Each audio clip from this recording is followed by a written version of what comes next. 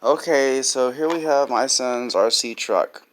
And there you can see the glue that Daddy put on it to fix it. Well, I didn't just glue it. I took a circle ring from a keychain, dropped it onto the axle, took a pair of pliers, and then bent it around the axle to give it shape. I made sure it would fit inside the hole of the wheel.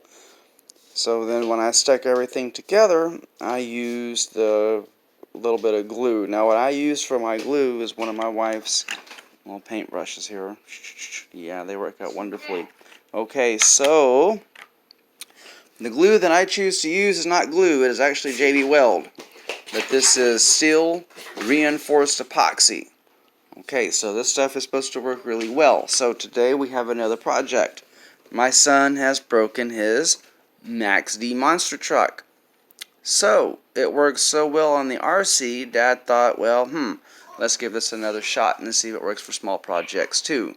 So, Dad's going to go ahead and mix up the glue in the container. We're going to apply the glue and we'll get right back to you.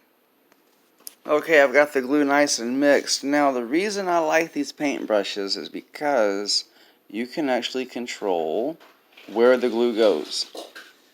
You're not making a huge mess trying to squirt whatever you're trying to squirt anywhere. See, you put it on to the brush and then bam.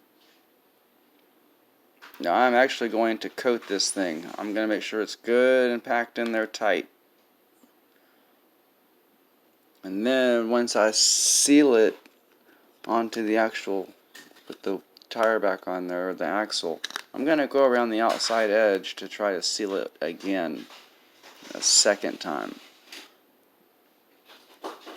Alright, I'm pretty comfortable that that glue is definitely packed in there. Alright, so we're going to squeeze this thing back together. Hold on, I got to put the phone down. I got to make sure it's all put together properly. Okay, so what I've done is I've used this wedge here to actually hold the truck up while the glue sets. Now, you can kind of see the glue squirting out of the thing. That's not good enough for me. I'm going to take this here paintbrush. I'm going to get some more epoxy on it. Because essentially that's what this is. This is a 2-part epoxy mix. And the bond on it is supposed to be incredibly strong. So now I'm just going to coat the entire axle all the way around the bottom here. Yeah! And we'll make sure that this sucker is good to go.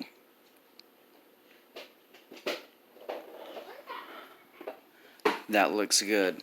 And I'm comfortable that I got it all the way around the thing. Now when that dries, oh, that's the most important part. I noticed that the drying time on this stuff is not accurate. I had to fix the RC car 5 times to finally get that crap to hold. And the problem was it was dry and hard on the outside but not so much in the middle, and so it was still coming off. So we let that stuff dry for, I believe, 2 full days. And on the 3rd day, I finally let him play with that truck, and it has not broke since. His RC has held up, and as you can see here, it's, and the kid plays with it. But Dad did an amazing job at fixing it. I'm so happy that it's his first one. It was a cheap little thing. I only paid $20 for it. But the thing about it was, I wasn't willing to throw it in the trash because he only got maybe an hour and a half of playtime before he broke it. So now it's permanently fixed, and he'll have many more months and hours of enjoyment. Alright,